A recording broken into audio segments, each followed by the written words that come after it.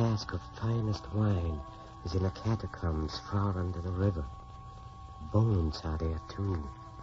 Human bones. The burial grounds of an old family. And deep in that dark, dank tunnel, there is no one to hear a man begging for his life.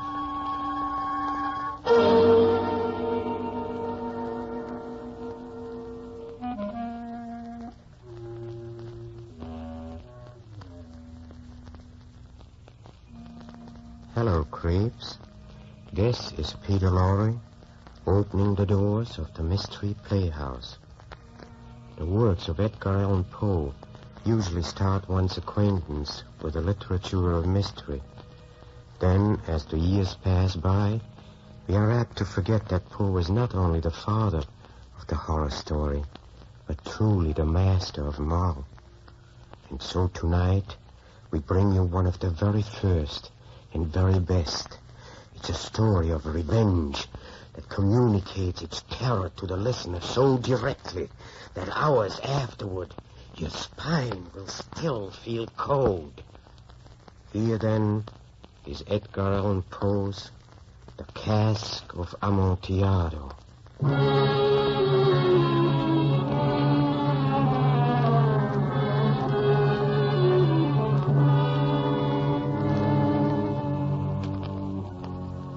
The 1,000 injuries of Fortunato I bore as best I could. Neither by word nor deed did I ever give him cause to doubt my goodwill. That was long ago, but I remember it. If ever a man had reason to hate and right to vengeance, it was I, the last of the Montresors. Through a device which the devil himself must have conceived, Fortunato, the noble, high-born Fortunato, had robbed and swindled my aging and sorrowful father of all his vast fortunes.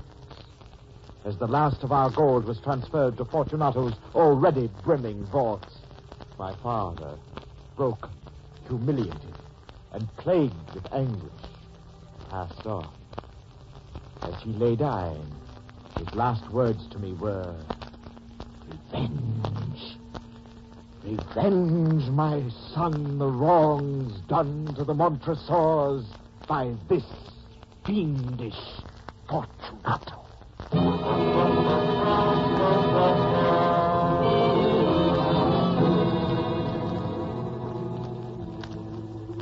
My father had been old and helpless before Fortunato's cruel and evil ways. Now that my father was dead, I would be avenged. I vowed neither by word nor deed would I ever give Fortunato cause to doubt my goodwill. I accepted the small sums of gold which he so graciously offered from time to time, only that I might live to bring upon the noble Fortunato the terrible doom he so richly deserved. Until revenge was mine, I would smile in Fortunato's face, and indeed, for many years, I was smilingly his friend.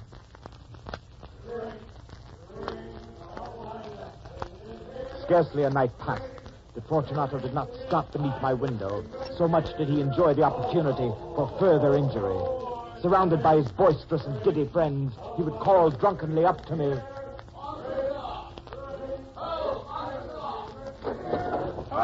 Yes, Fortunato?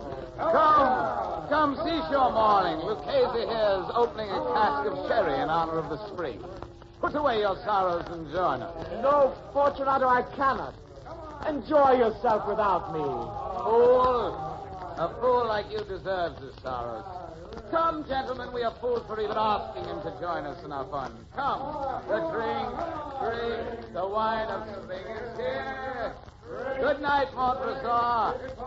The melancholy Montresor who hasn't even the courage to drink with his fellow townsmen. Good. As his drunken prattle faded into the night, I would snuff out my candle and toss fitfully in the dark, feeling afresh each galling wound Fortunato had ever dealt me, and waiting for the moment of my revenge. None in the town ever witnessed my wounded pride. None except Amiato, the wine dealer, my one true friend. To him alone did I dare to mention the name of Fortunato. He must, on occasion, have read my troubled mind, for he showed me many kindnesses and much understanding, even at times to Fortunato's disadvantage. Ah, Signor Montresor. Good morning, Amiato. I have a splendid surprise for you today. Have you, Amiato? And what is that? A cask of Amontillado, Signor, the finest wine there is. Here, sample it, Signor. I can't afford anything so rare, Amiato. I only came to call, not to purchase. It will cost you no more than the kind you usually buy. Drink, Signor. Well, thank you. That's enough. You treat me too well, Amiato. Beautiful. I scarcely know how to thank you. Your expression of delight is more gratitude than I deserve. I was extremely fortunate in being able to purchase the last available cask for you. And there's none meant for Fortunato? You will arouse his anger. A wine dealer must follow his judgment and his heart. Fortunato prides himself too highly on his knowledge of good wines. I believe you are more skillful, Signor. Thank you. He and Lucchese opened a cask of sherry last night in honor of the spring. Then he will be in a bad mood today. Well. Oh, see, he approaches, Signor, and looks as dark as your own ancient vaults. Ah, Fortunato, it's good to see you. It was just as well, perhaps, that you refused to come last night, Montresor. Lucchese is a fool about wines, a fact of which I am doubly sure after sharing his inferior vintages last night. Ah, I see you have Quintiliano, Amiato. Signor Montresor has it now to a very wise purchase. Are you joking, Amiato? Where would Montresor find the funds to buy such a rare wine? That is not my affair, Signor. So that is what you do with all your money in your solitary evenings, Montresor. Spend them both on Amiato's rare finds. Well, I will wager you've not a drop left to show for it. On the contrary, Signor Montresor has one of the finest cellars in all the country. You're too kind, Amiato. But, Fortunato, why not see for yourself? My vaults are always open to you. Someday I shall. And as for you, Amiato, see that you take better care of my vaults in the future. Good day. Good day to you, Fortunato. Fortunato. I shall send the Quintiliano to your palazzo before evening, Signor Montresor.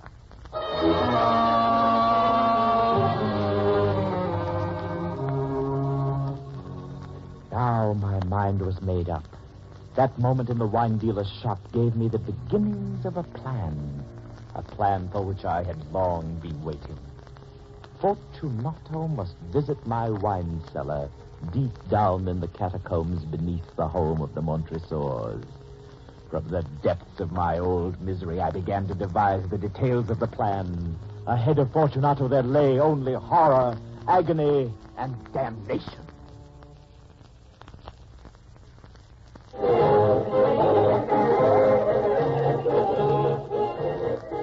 It was about dusk that I finally sought Fortunato out, one evening during the height of his wedding festivities.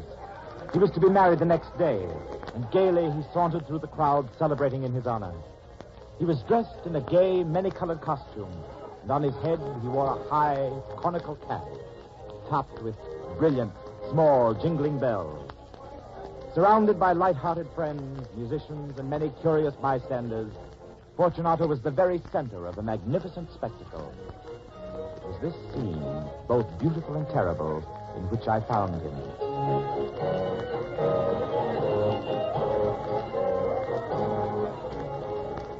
My dear Fortunato, how remarkably well you look tonight.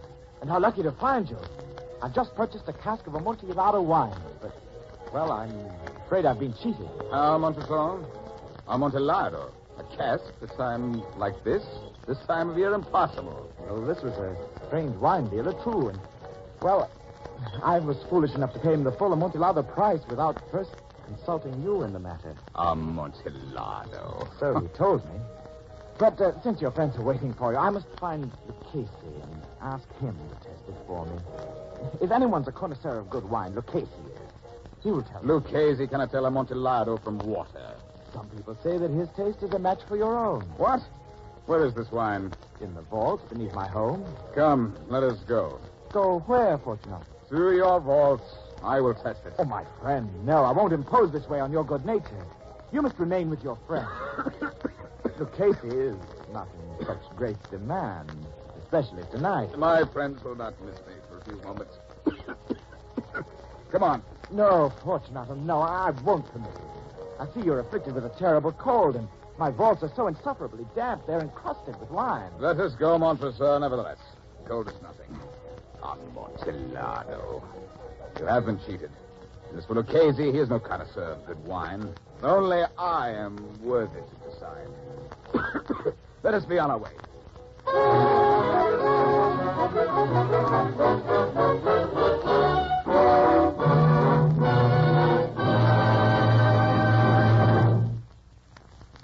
Dashing ahead, half running, half stumbling, shouting his drunken plans, Fortunato pulled me anxiously along the street. I pretended to hold back, to be unwilling to have him leave his friends, yet each moment my eagerness to complete my plan grew greater and greater. Soon we reached my home. There were no attendants there. They'd gone off to help in the celebration. I took from their brackets 2 torches, and giving one to Fortunato, I led him through several suites of rooms and through the archway that led down into the vault. As we descended the long, winding stairway onto the damp ground of the catacombs, I listened enchanted to the delicate bells attached to the conical cap atop Fortunato's bobbing head. Against the somber shadows of the catacomb walls, Fortunato's gay red and yellow costume brought a touch of beauty and lent a moment of holiday to the tiers of rare red and amber vintages. His steps were unsteady, and the bells upon his cap jingled even more as he stumbled down the damp stairs. The Amontillado, Montresor. It's farther on. How long have you had that cough, Fortunato? It is nothing. Come, Fortunato, we'll go back. Your health is too precious. This dampness is not good for your cough. No. Let us go on. The wine. But you'll be ill, and I don't want to be responsible. Besides, there is always the case of... Enough. The cough is a man of thing. It will not kill me. I shall not die of a cough. True. You will not die of a cough. And I had no intention of alarming you unnecessarily, but you should take care of yourself. Here, a drink of this wine, this fine aged Medoc, will defend us from the chilling dampness. Here, allow me to break the neck of the bottle for you. Drink. I drink to the buried that repose around us. And I drink to your long life. Good, excellent. This wine is excellent. Bring it along. But what about the Amontillado wine? Oh, that's farther on, good Fortunato. Watch your footing there, my friend. The ground becomes damper and more slippery as we descend.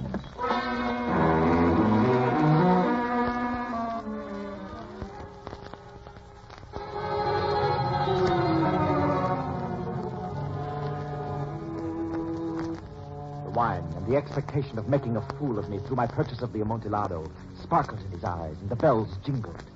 We passed through walls of piled bowls with casks and broken bottles intermingling into the lowest depths of the cellar. I paused again, and this time seized Fortunato by the elbow. The line, Fortunato. See, it increases. It hangs like moss upon the vault. We're below the river's bed now. Look how the drops of moisture trickle among the bones. Come, Fortunato, we'll go back before it's too late. You're coughing. It is nothing.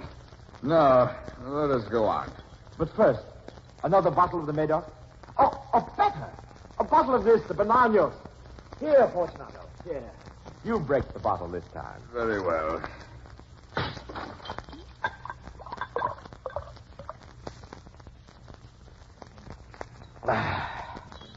Your taste is truly that of a connoisseur, Montresor. I'm amazed. But come, let us go on. Be it so. And hold up your torch, Montresor. I don't care for this blackness. Be it so, Fortunato.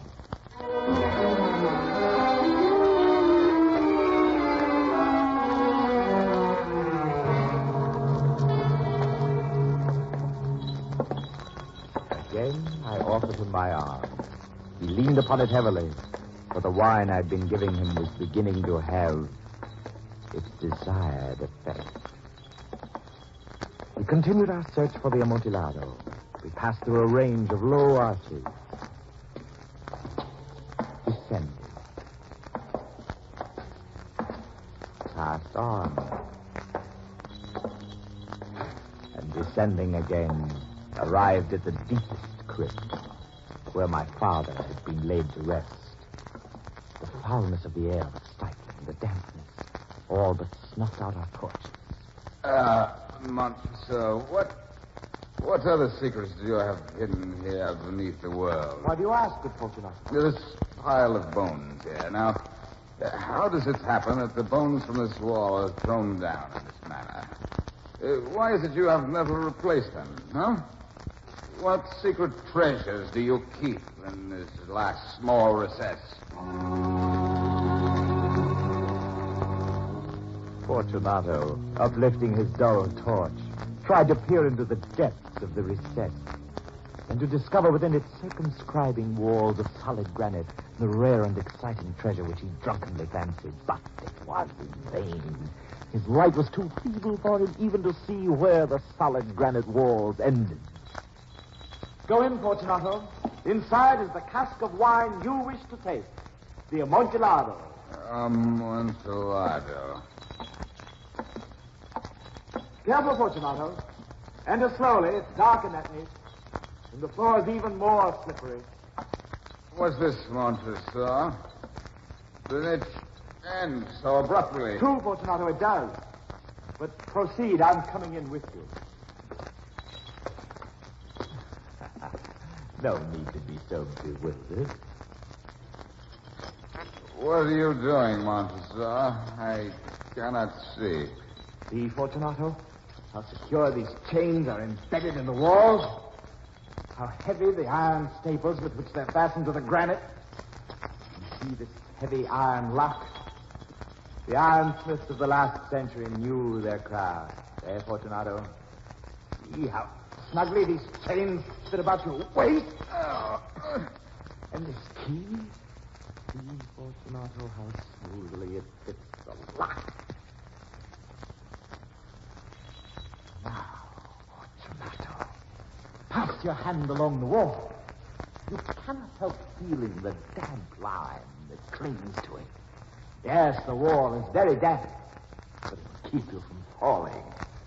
Perhaps you've already had too much wine. The Amontillado.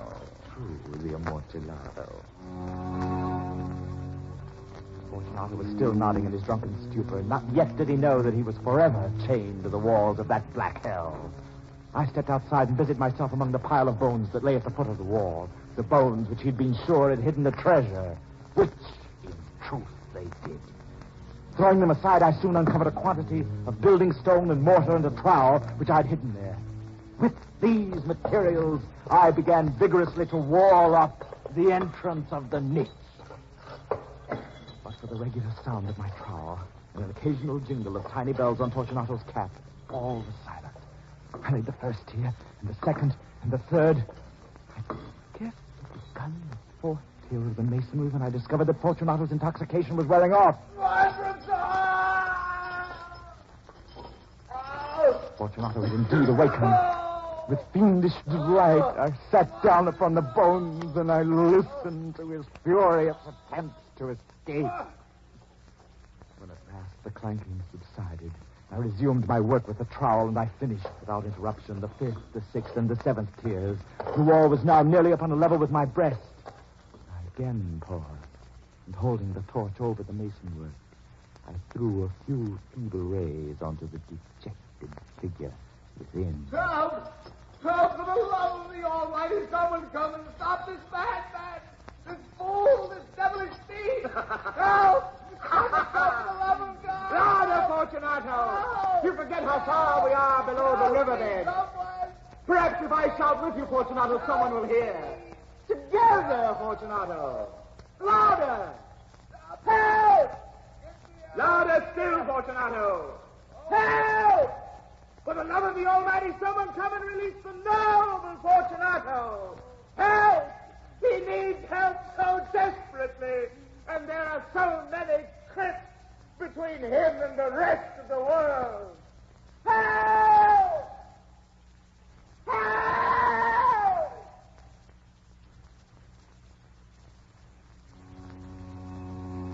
Suddenly, my prisoner was still. It was now midnight, and my job was almost ended. I completed the 8th, the 9th, the 10th tiers. I was finishing the 11th and the last. There was only a single stone to be fitted and plastered in. I struggled with its weight, and I placed it partially in its destined position. A very good joke indeed, Montresor. An excellent jest. We will have many a rich laugh about it tomorrow at the wedding. Over our wine. Over the Amontillado. Yes, over the Amontillado. But it's getting late, Montresor. They will be waiting for us at the palazzo. The future lady Fortunato and all my friends. Let us be gone, Montresor. The joke's over. Yes, Fortunato. Let us be gone. For the love of the Almighty, Montresor. Yes, for the love of the Almighty. Fortunato? Fortunato? No answer came. I thrust my torch through the remaining opening and let the light fall within. From inside the crypt there came the only answer Fortunato now could summon. I felt sick on account of the dampness of the catacombs. I hastened to finish my labors. I forced the last stone into its position. I plastered it up. Against the new masonry, I re-erected the old rampart of bones. For half a century, no one has disturbed them. The bones of my fathers rest in peace.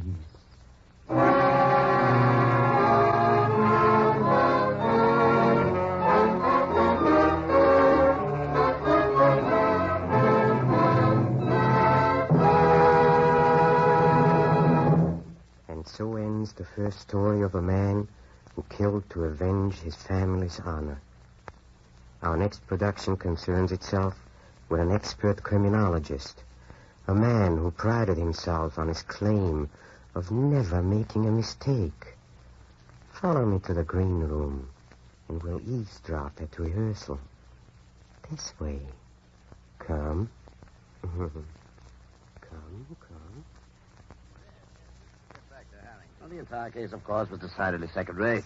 You probably know the details. No, as a matter of fact, I don't. That's why I came here. Oh? See, I was in Africa just last week and didn't even know Harrington had been arrested until just before I sailed. I see. Well, I won't bore you with most of it. Suffice it to say that Ernest West had pushed Harrington in the stock market to a point where Harrington had to stop West or face absolute ruin. I see. So Harrington fought West out one night, sought him out at West's home on Long Island, and shot him with a .25 caliber revolver. Oh? We found it later in Harrington's safe. Well, there was nothing for the poor man to do but confess. And Harrington was convicted solely on your evidence, Dr. Trevor? Yes. Otherwise, he might have escaped. But your entire case was constructed around the revolver. Yes. And his prompt confession put an end to further investigation. Now, as I was saying... Dr. Trevor, I'm interested in that revolver. A .25, you say? Yes, rather uncommon caliber. Yes, with the handle chipped a bit on the right side. Yes. How do you know? It belonged to West's wife, not to Harrington. What? Yes. It got chipped when she dropped it on a rock while target shooting in Switzerland. You see, I was with her at the time. You mean Alice West gave that revolver to Harrington? Oh, I doubt that, much as she loved him. You're out of your mind, Gregory. Not at all. I'm afraid that little .25 caliber revolver probably resulted in the execution of the wrong man. That's impossible. The right man, you see, was a woman, Alice West. She and Harrington were in love, and West played dog in the manger and wouldn't divorce her. Alice West is the murderer, not Harrington. She killed him? Certainly. There was no reason for Harrington to borrow her revolver. He had quite a little arsenal of his own, as I remember. A .45 caliber would have been his speed. But Alice West was in Europe at the time of the crime. Ah, before and after, yes. But I happen to know she was in Montreal the very month the murder was committed, and that isn't far from Long Island by plane. Go on, Gregory. Well, to clinch my case, Alice got tight one night in Monte Carlo and told me she was going to kill her husband. I left for North Africa the next day and didn't hear a thing for months. But when I saw the papers, I hadn't any doubts as to who had bumped off Ernest West. But Harrington's confession. Oh, Dr. Trevor, that's easy if you know people.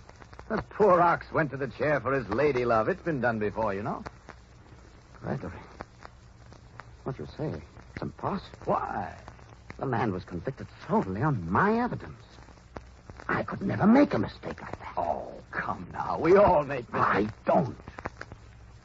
Well, it's a shame, but what's done is done. Obviously, you don't understand, Gregory. Huh? My reputation won't permit mistakes. Oh. I simply do not make them, that's all. Don't worry, Trevor. Your reputation isn't going to suffer. Alice West will be dead of dope inside of 2 years if I'm any judge. And no one else knows you've been wrong just this once. You do.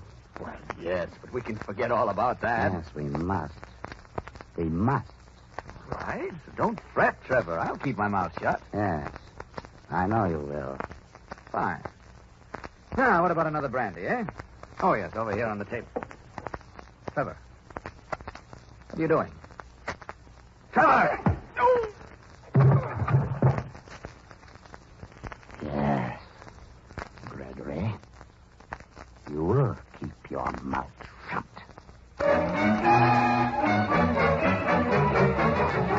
You see, the doctor doesn't make mistakes.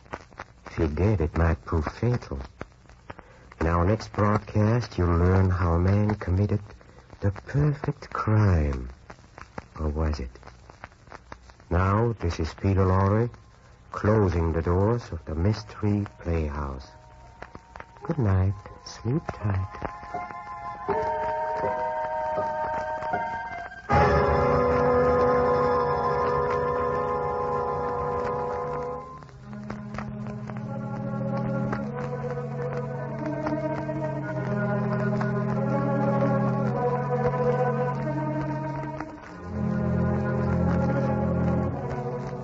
This is the Armed Forces Radio Service.